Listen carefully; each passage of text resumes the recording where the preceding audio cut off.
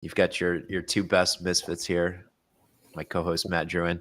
We're What's waiting up? for waiting for our friend Jeff to join, so we're gonna just wrap a little bit until he gets on. How are things going, Matt? Matt's got a Bigger Pockets episode coming out where he was guest, so that's pretty awesome. When does that drop? That actually dropped yesterday. It was on the Bigger Pockets Rookie podcast. It is the story of how one of my tenants that didn't pay in 2 years posted my house for sale on Craigslist for like $45,000. By the way, this property was worth like over $150,000, and was scamming people out of like cash deposits. Like, so he was like, hey, I know you're interested in the house. Like, give me 500 bucks cash, and then like my attorney will send over paperwork to you and that sort of thing. And they would just like just ghost the people. So it was my horror story associated with that, and the tactical type of things that owner operators can do to respond to those situations when they do happen, and then also preparatory things that we use in terms of tenant screening, rigorous tenant screening, and so on and so forth.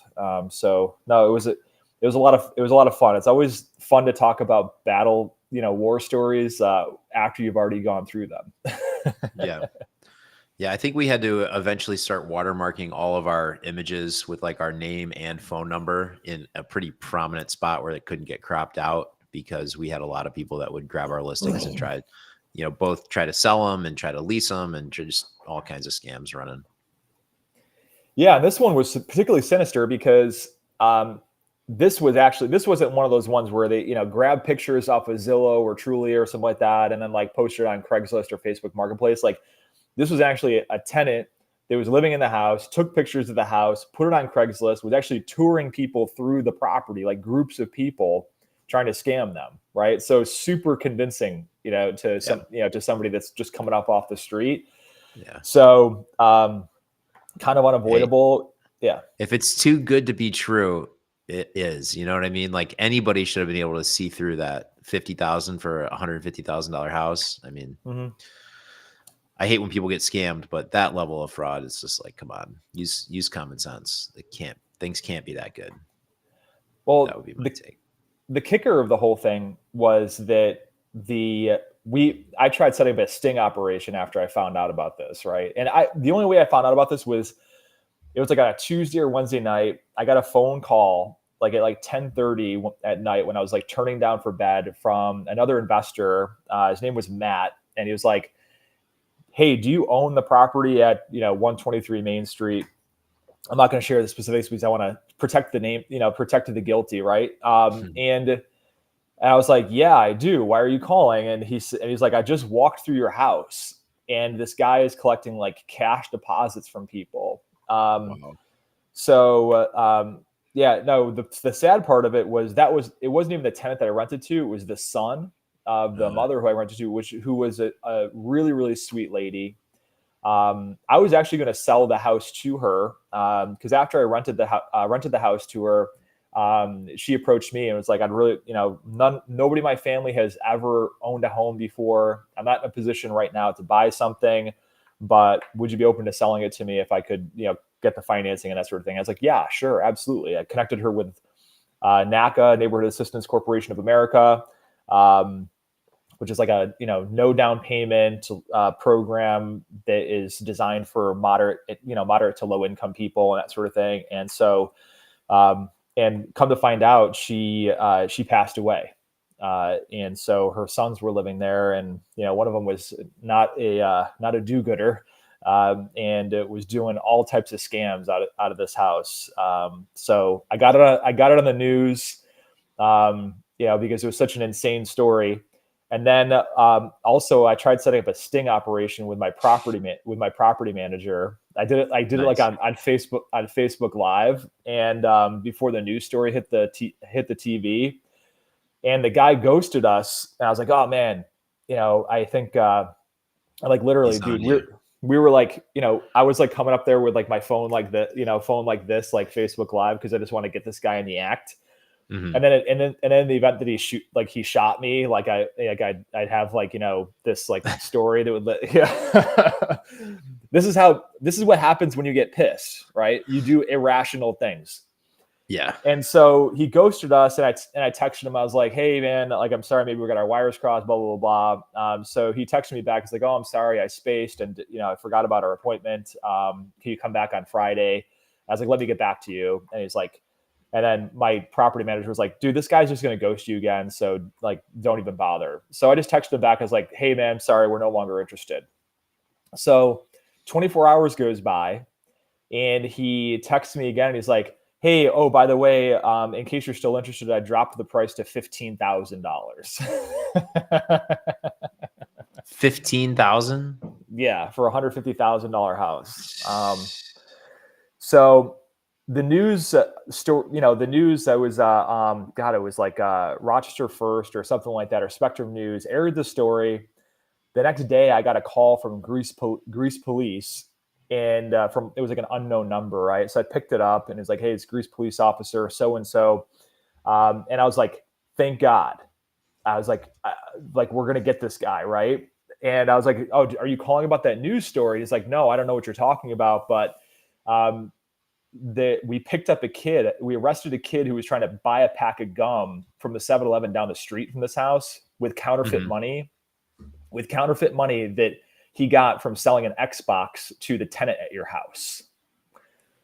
So I was like, "Dude, this guy's scamming people out of thousands of dollars in cash, selling a property he doesn't own.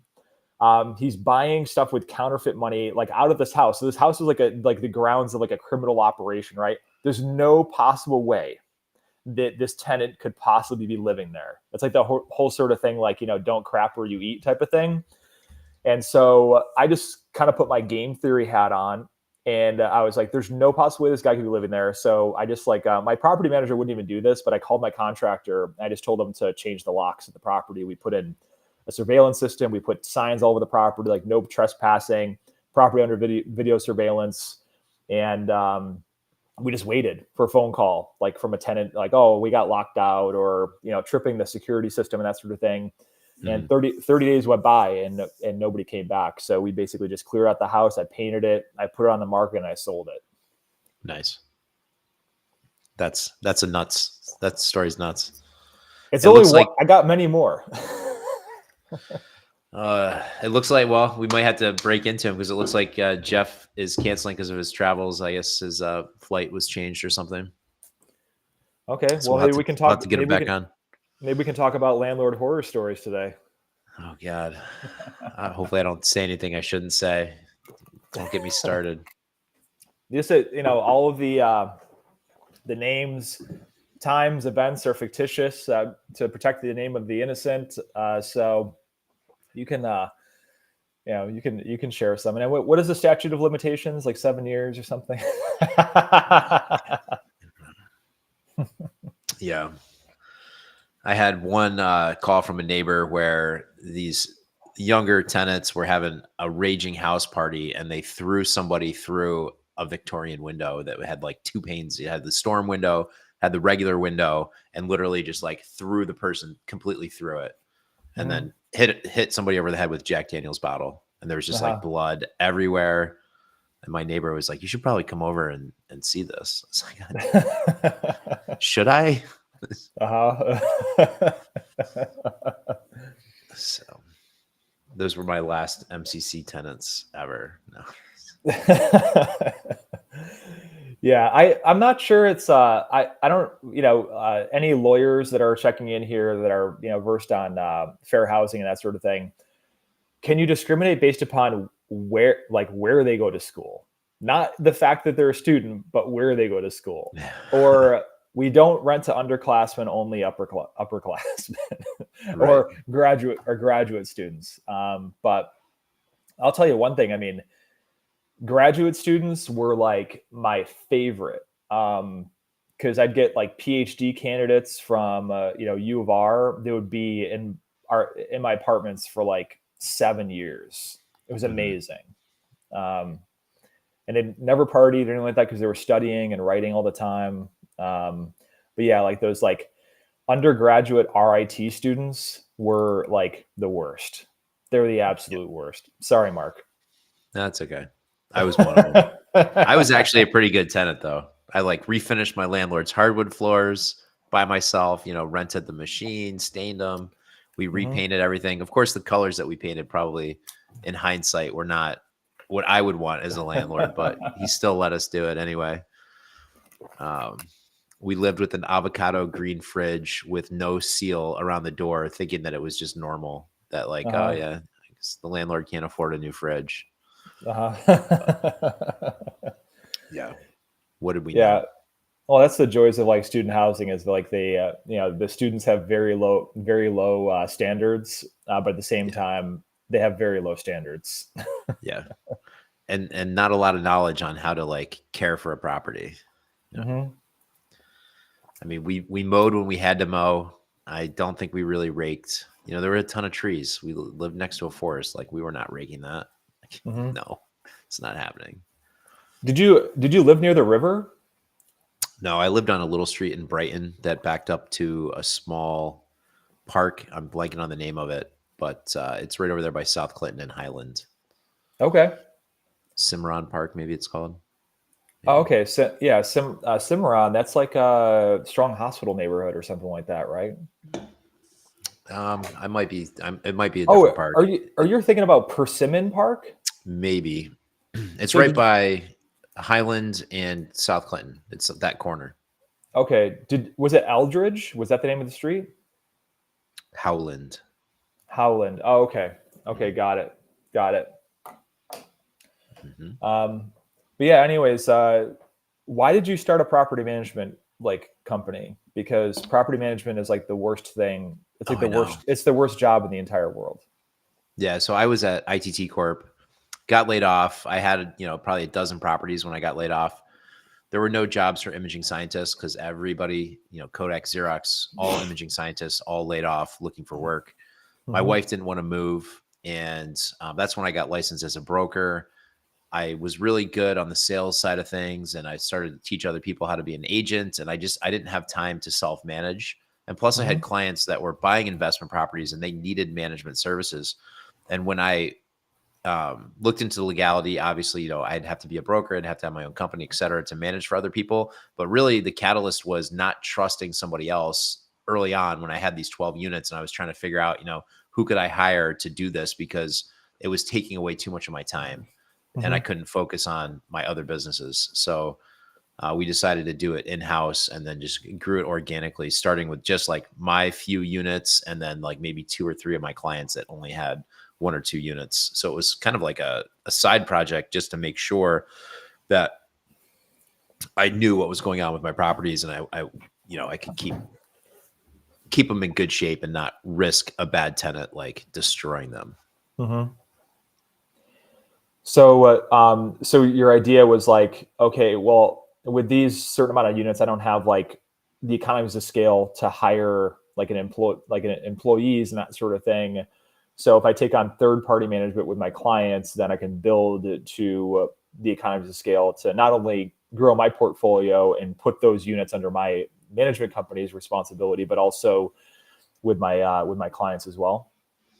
Yeah. So, I definitely subsidized the company until I got to enough units to be able to carry payroll.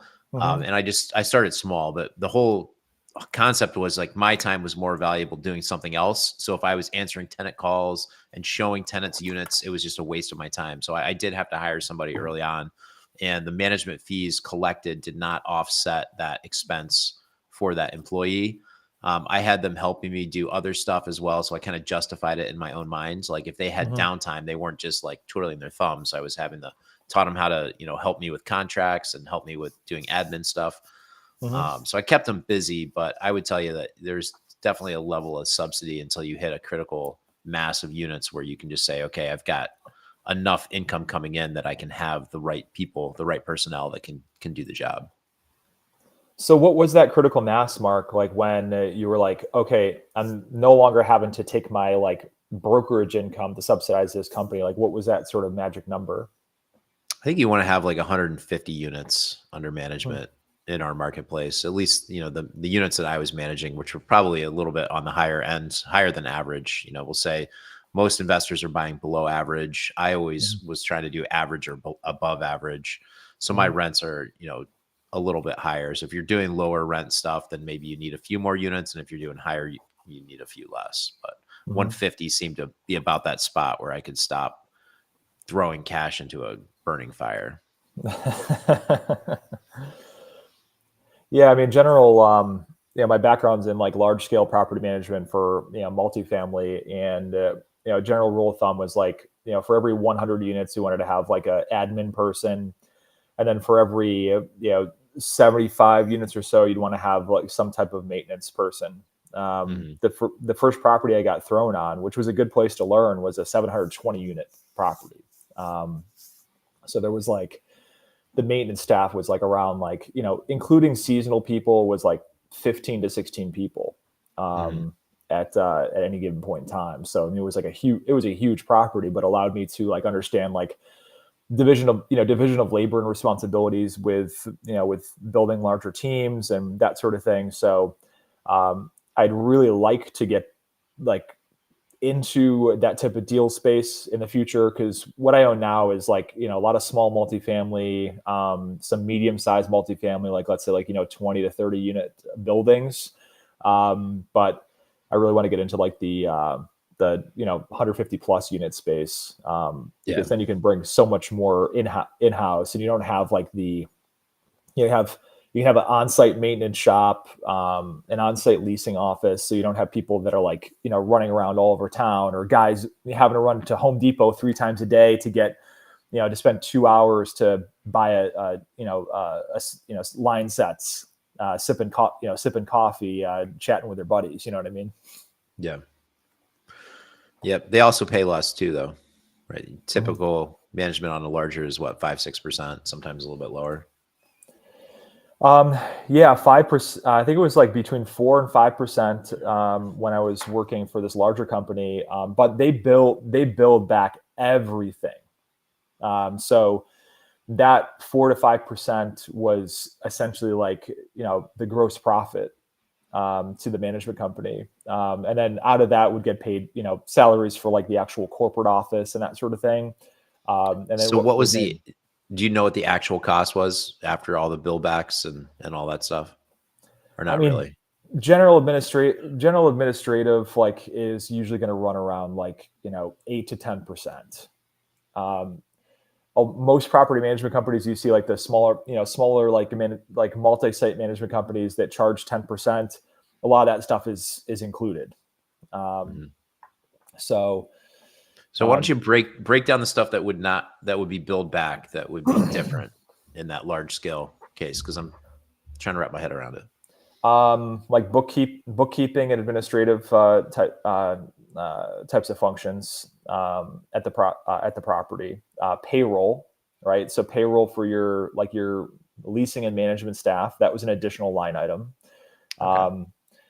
And your supervisory type of stuff with the the maintenance staff that were overseeing multiple properties, because we had some shared staff between properties across the portfolio. This was the Farish portfolio.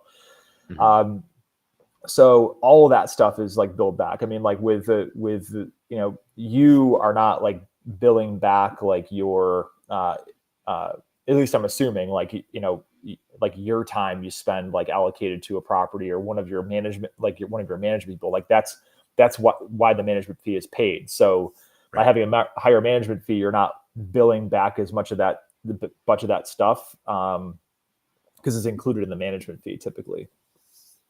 So it seems like it's just kind of marketing. Maybe I should lower my rate and just bill everything back. What do you think they're actually making on the larger scale? Do you think they're making the same 10%, more, less? I mean, I think probably there's for the, like, let's say 4 to 5% is like is essentially the gross profit that gets paid to the corporate office, right? And so the corporate office, like support staff, like let's say the regional property managers and the bookkeeping and staff accounting staff and stuff like that, that probably makes up about 30% of that. All right. So, and then the rest of it is basically just like the, net operating profit that, that gets distributed to the owners, right? Or kept as retained earnings. Okay. So these guys are basically anything they have on payroll, they're just going to divide by how many units. And then, let's say the portfolio is 1,000 units and one customer has 500 of the units. They're getting basically billed for half of all their payroll. I don't know that at that much of a granular level, but I just know like when and this is when I look at pro formas for larger properties too, is that there's a lot of line, I divide the property management fees collected on the trailing 12 based on the income to see like what type of property management fees are getting billed. And they're usually between 4 and 5%, depending upon the size of the property. And then there's all this like, what is it? SG&A, selling general administrative type of stuff that's billed on top of that. Gotcha. So in our company, because we only manage in house, we don't do third party management, but we bill back the the SG&A on a per unit basis, really. Essentially, I mean, we're managing the properties that we own, but we want to be able to, like, when we turn our books in at the end of the year, right, for tax filings, that sort of thing, we need to allocate it to the properties effectively. Gotcha. Very cool. Yeah, we'll have to get a guest on that really specializes in this and really dig in. Because I'm in the same boat. I think I would like to take on some larger units under management. Yeah, in our market, at least, it's a tough nut to crack into, because like you have the third party management companies that do those ones, like they have a majority of the market share. So, and then a lot of other people in town, like, they self-manage, like, let's say like, Morgan management self-manages everything. Galena and Buckingham, they all self-manage, and they control a lot of the market share too. So, somebody on here just messaged through Facebook. Yes, Jeff did have to reschedule. He thought he could swing it because I guess he was in the Atlanta airport or something like that. So yeah. But yeah. I know that there was a lot of people. I mean, I guess we can talk about mobile home parks. We're not going to do it justice. No. Yeah. So, but it is an intriguing asset class. I never owned any mobile home parks myself. Is why I was excited to have Jeff on, just because, I mean, he's the largest mobile home park operator in New York State. I believe still. I mean, that was the case a few years ago. Yeah. I actually did mobile home park management as part of my management portfolio when I worked for the national development company. So familiar with the business model. It's the one book that I read that was really impactful to me understanding the mobile park business was Jim Clayton's book. Jim Clayton started Clayton Homes, which was not only a mobile home park operator, but also a manufacturer of homes. And that was an awesome book, just to help me like even understand like the history of the mobile home park business, because the way it started back, let's say, I don't remember, but like in the middle of the 20th century, like in the 1950s or so, it was a resident home owned model that they paid lot rent. And mobile home parks were actually a desirable option for naturally occurring affordable housing.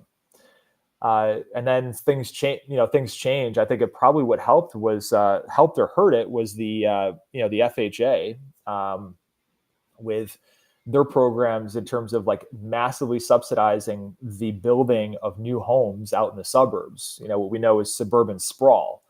And so a lot of these people that didn't want to live in highly, densely populated urban areas, and they found mobile home parks as a alternative to that. Now found, okay, well, we can buy a Sears built home for $25,000 and also get FHA financing on it at a really low rate, because banks really weren't lending in the real estate space. Back in the day, you'd have to like put 50% down in order to buy a house before the government stepped in and spun off the organizations like Fannie Mae and Freddie Mac.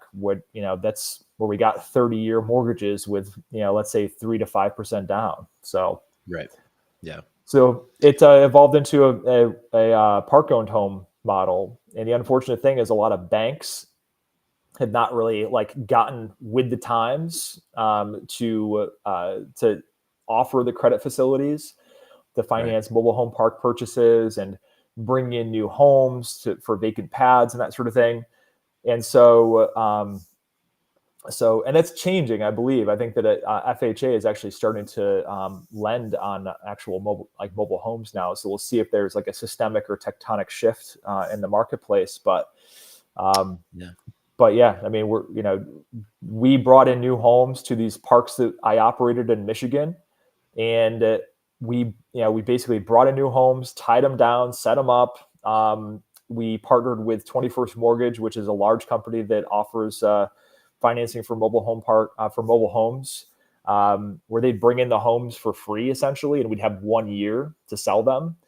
Okay. And I got to tell you, is like, we sent these people to 21st Mortgage to get pre-qualified, and nobody was creditworthy. Nobody had the income to buy them, and so these things would sit vacant for a year, and then we'd have to end up buying them and financing them through 21st Mortgage, and then rent them out.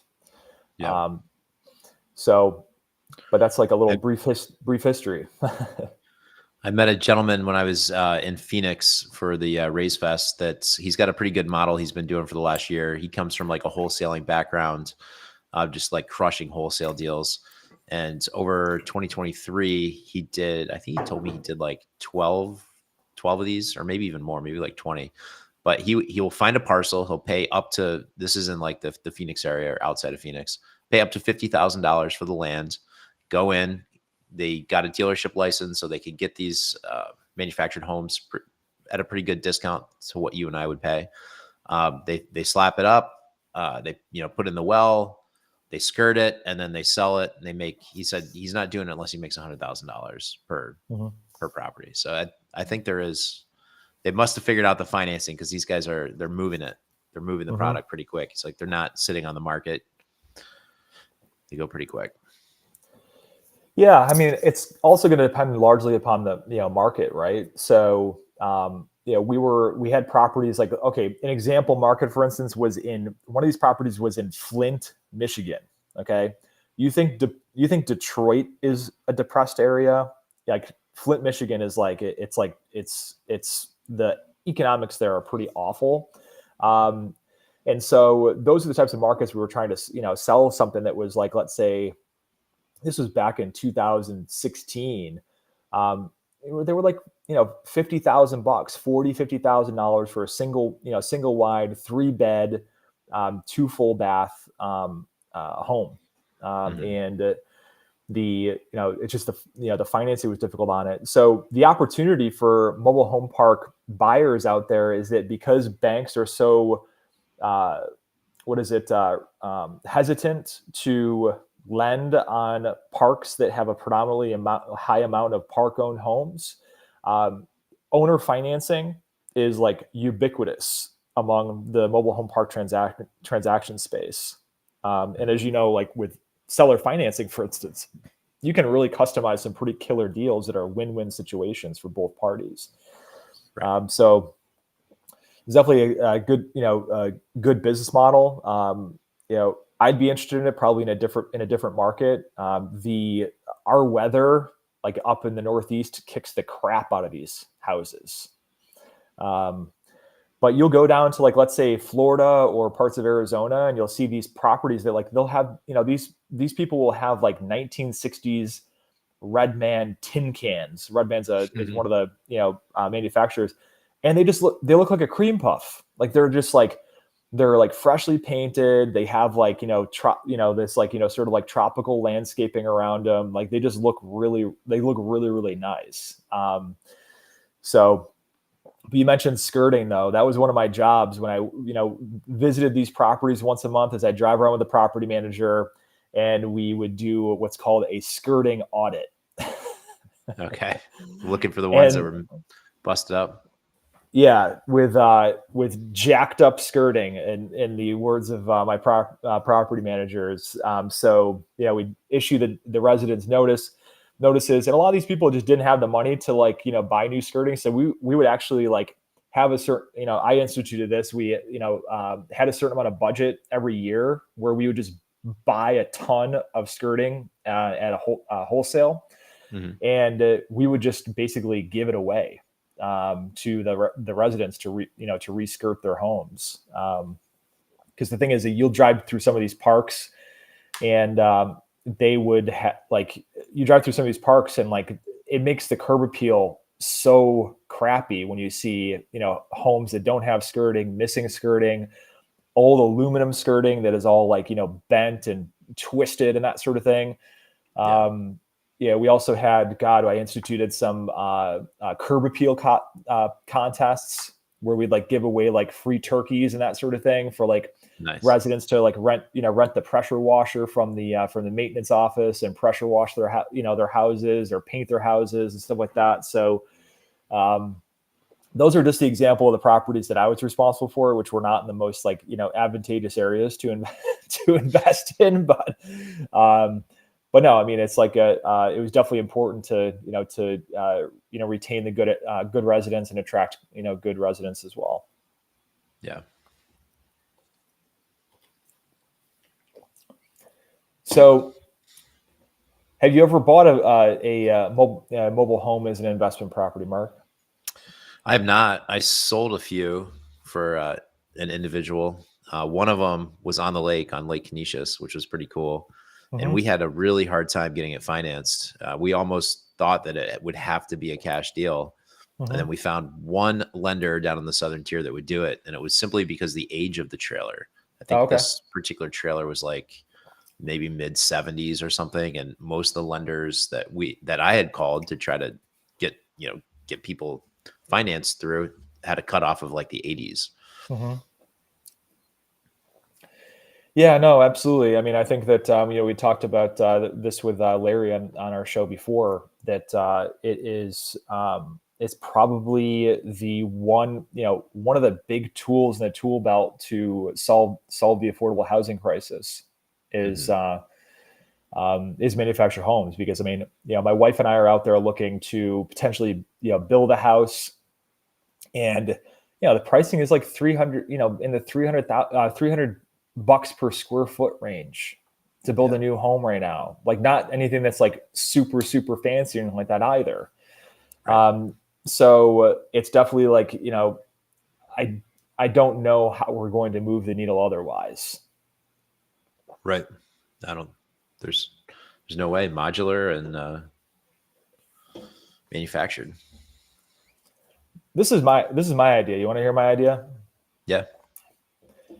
My idea is, the government, when they recognize the affordable housing crisis after World War II, the baby boom generation, that sort of thing, they rolled out these programs like FHA that led to suburban sprawl and that sort of thing. I mean, I think that to really make a dent on this, I think one of the ways the federal government can get involved is to subsidize financing for the building of new owner-occupant homes, or even multifamily for rent. But starting with owner-occupant, where if you can go in and get a 50-year amortization with a 2.5% interest rate if you build a home.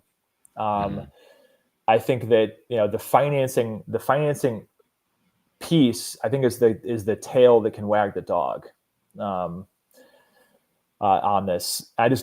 I don't think that there's going to be any way that the invisible hand of the market is going to actually be able to solve this issue, at least at the rate that we need it solved. Right.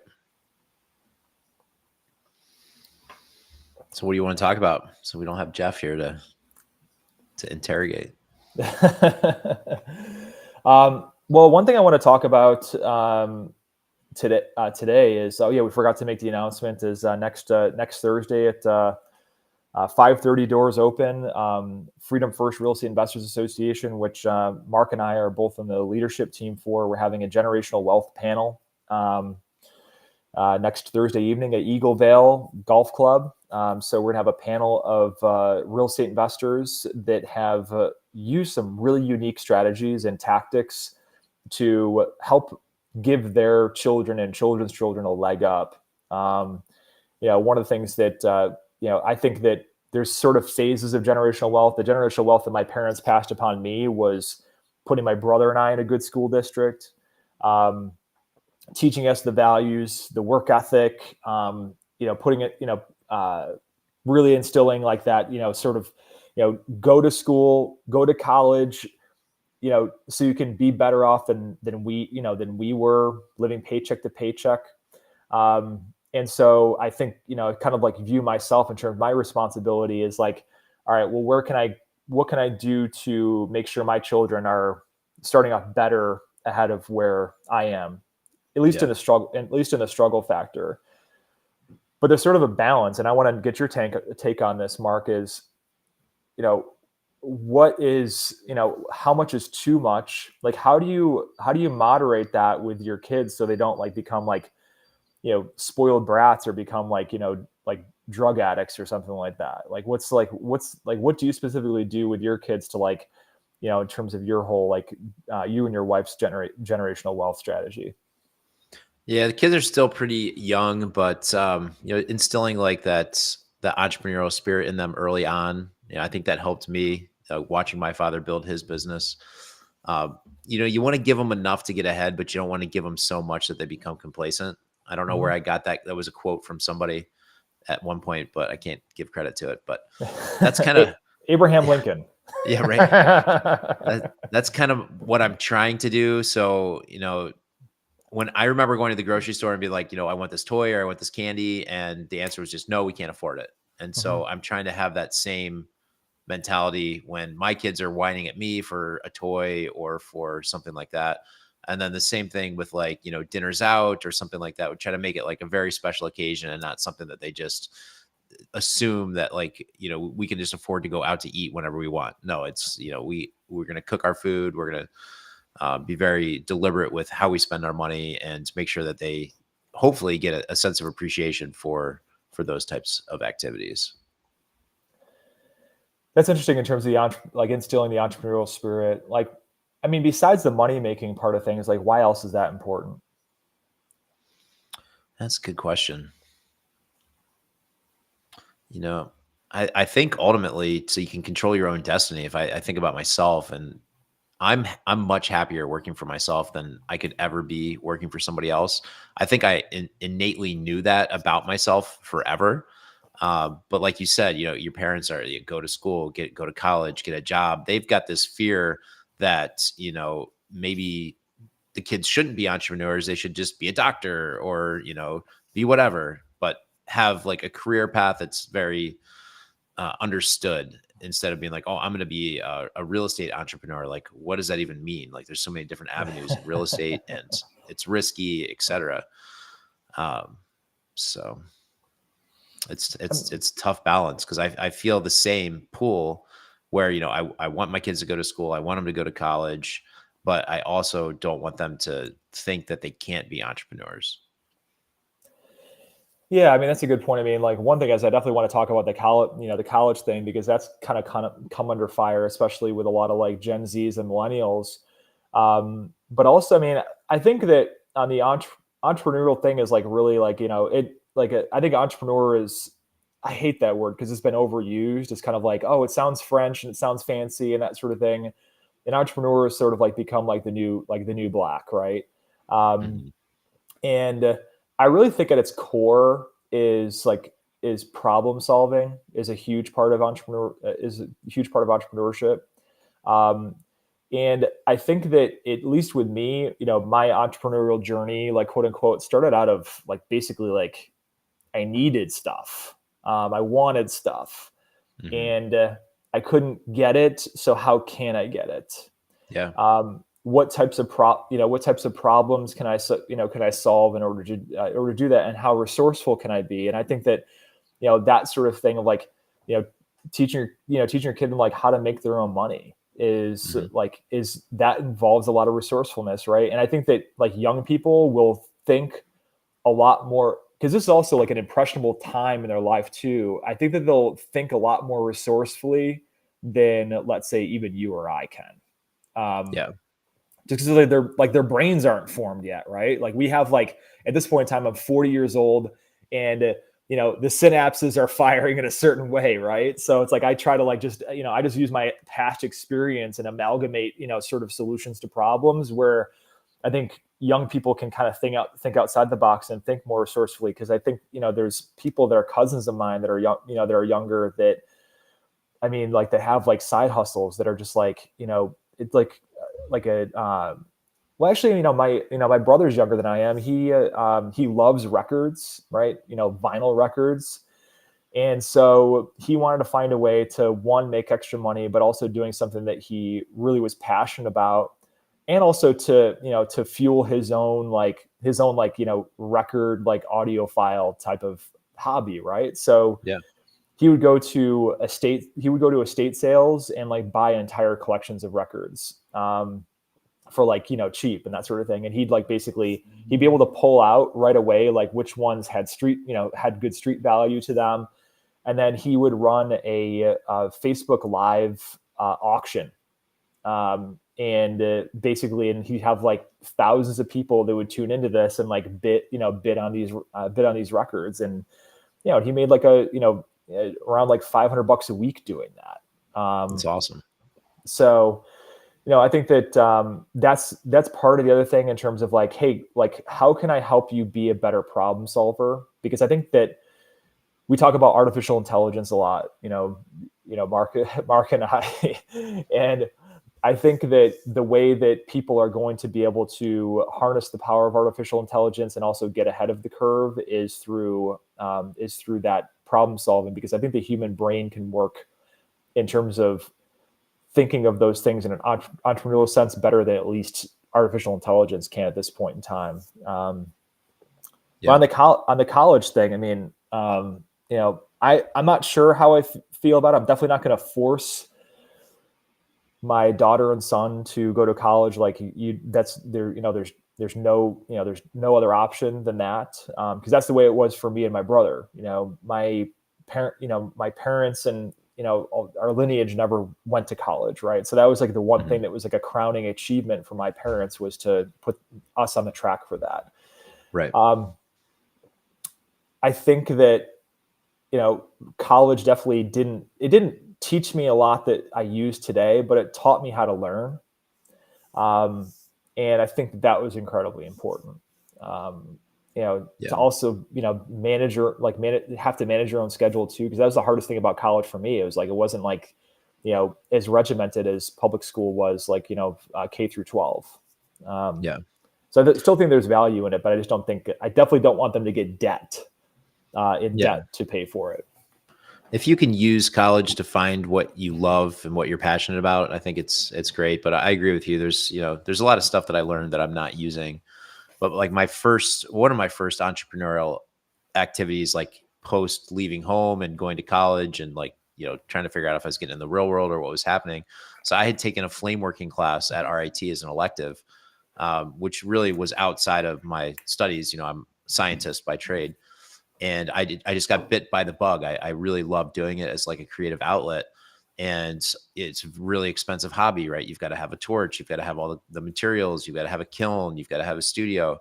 And so to offset the costs of all those things, I just decided that I would, manufacture pendants for necklaces and jewelry, earrings, stuff like that, and then Mm-hmm. sell it as a side hustle to kind of pay for my hobby. And that was kind of one of the like light bulbs probably early on that I didn't really give a lot of credit to, Mm-hmm. was, finding something that I was passionate about, but then making sure that I wasn't just, spending a ton of money on it. I was actually monetizing it, being able to do it and have it, not only pay for itself, but be profitable. I never heard that story from you. That's Yeah. awesome. I mean, so I guess what was how did you know what to make? I was just really good at making jewelry. And I think like flame working, so that's like Venetian is like the history of that. And so a lot of bead making was Venetian. And Hmm. that was the style that they teach you in the first class, right? You're going to use millifuri and you're going to be typically doing stuff around metal rods that you can pull off and turn into a bead. That's kind of like an easy entry way to start in glass blowing. So the first things that I made were like beads. Hmm. And, my wife would always like when I made something for her that looked pretty and she would wear it. And so that was just kind of like, hey, I'll just continue. I got really good at it, where I wasn't doing it on rods anymore. I was doing it free form. I could make the bales myself. And I got to a point where I was pretty good and I could do these things in like 15 minutes. I could make a wearable piece in 15 minutes. So like 4 per hour. And then the aha moment was when, I had a lilac festival event. We used to do these little circuits when I was still in college to sell the goods. And I Hmm. was selling them at probably like an average of $100 a piece. And so Wow. that in my mind at that point, is like, I'm making $400 an hour doing this, where I go to work my other job and they want to pay me what, like, $15, $20 an hour. I'm like, why wouldn't I invest more time in this skill, to increase my rates? And then, if you figure how that transitioned into real estate, it was pretty simple. It's like the same concept, right? It's like, what is my time? What can I make my time worth? Hmm. And I didn't find any other avenue other than real estate that had as big of a dollar per hour possibility. Hmm. So how did you figure besides the Lilac Festival? So you were a Lilac Festival vendor then? I was, yeah. I did Wow. lilac, I did clothesline, I did Park Ave. Those are my 3 events, my 3 main events. So did you have long hair at that time? I've had long hair since I was like 15. No way. Okay, okay. Mhm. Because I was like, yeah, dude with long hair and selling like jewelry and that sort of thing. That definitely fits. I was wondering if you had ever like had like rocked like this like the spiky hair type of type of look into your adulthood. Not in my adulthood, no. I had my last bad spiky haircut when I was like 14, and I was like, you know what? I'm done with haircuts. I'm just gonna let this stuff grow. So what other distribution channels did you have besides like the festivals, or was that kind of it? That was the main distribution. I tried to do a little bit of marketing, but it was like early. That was a long time ago. That must have been Mhm. like early 2000s. So the internet wasn't quite what it is today as far as being able to do commerce and stuff. But I Yeah, still have the domain name that I registered, Molten Fusion. I was quite proud of finding that and registering it. we've always been good at like coming up with cool names for stuff. Like, God, what was it? Southwedge Redux was Hmm. was one of your names. I actually, before I met you, I read an article about you and that name. I was like, damn, that's like a really cool name. So, Nice. so yeah, my first ever dollar as a kid, as a like a kidpreneur was 4 o'clock seeds. Have you ever seen 4 o'clocks before? Mm-mm. They look awful. I mean, to be honest with you, they're like that's the reason why nobody has them. But they have a lot of ground cover and they produce a ton of seeds. And so I was wanting to buy Star Wars action figures because I had this idea as a kid that I was going to have a Star Wars store, like Nice. decades into the future, Hmm. and that I would hire my dad as like the shopkeeper for it because I would go to my grandmother was a vendor at the Avon flea market, and I would go to the Avon flea market and hang out with her because she watched me a lot when I was a kid.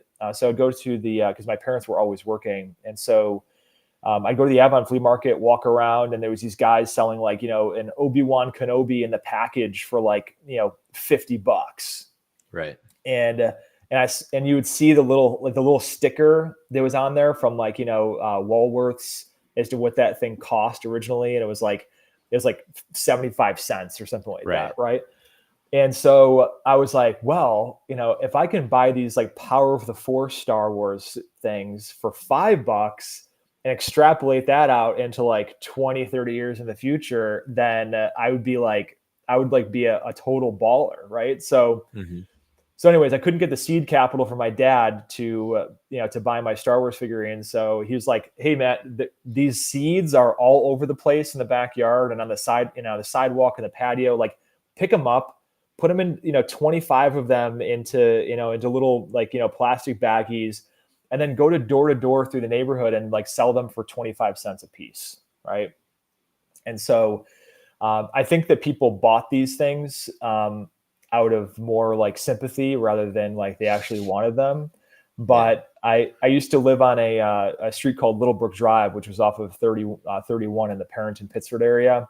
So if you drive through that neighborhood, or if you live in that neighborhood and you have a ton of these flowers that like are ugly and they're like, oh God, I just wish these things would go away. That was probably my doing. Whoops. Yeah. I've got my son into gardening, and he's turned it into a little bit of an entrepreneurial activity. He really likes hot sauce. That's something that we share together.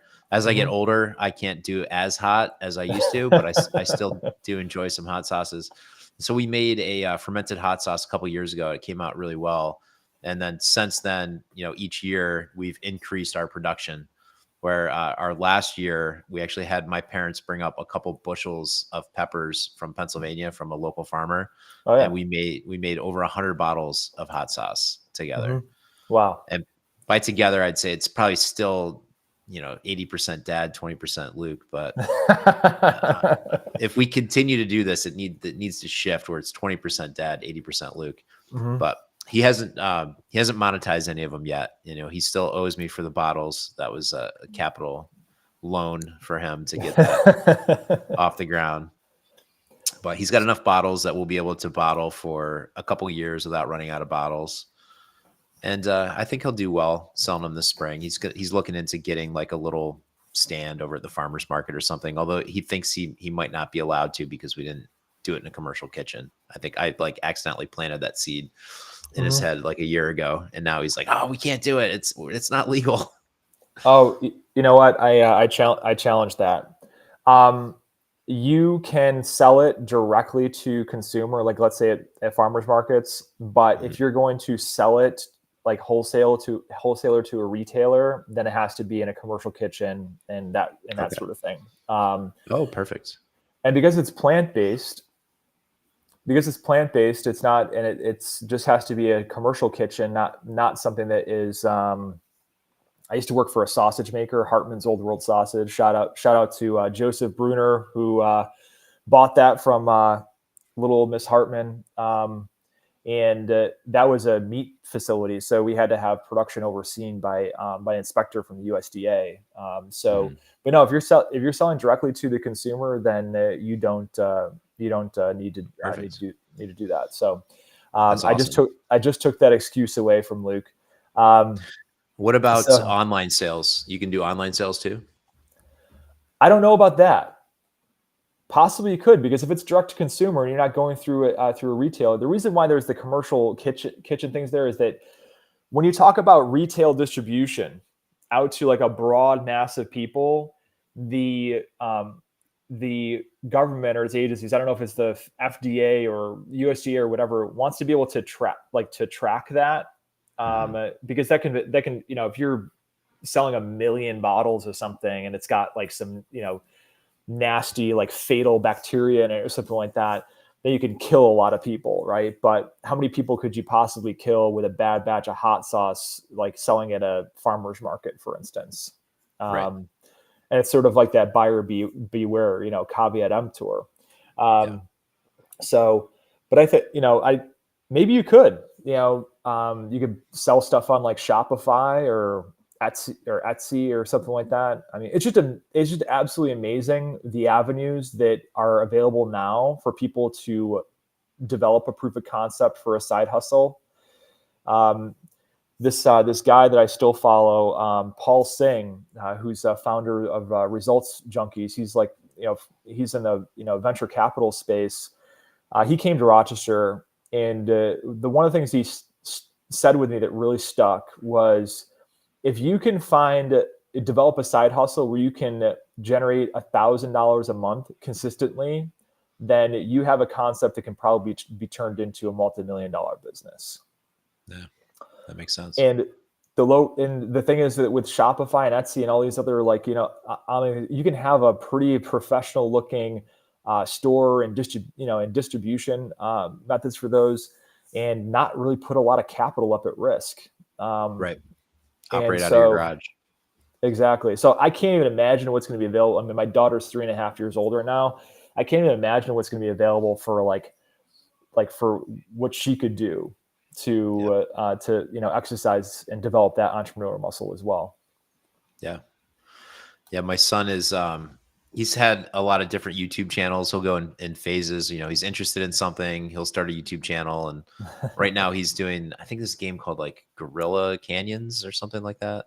Okay. It's on the Oculus, and apparently it's a real popular game.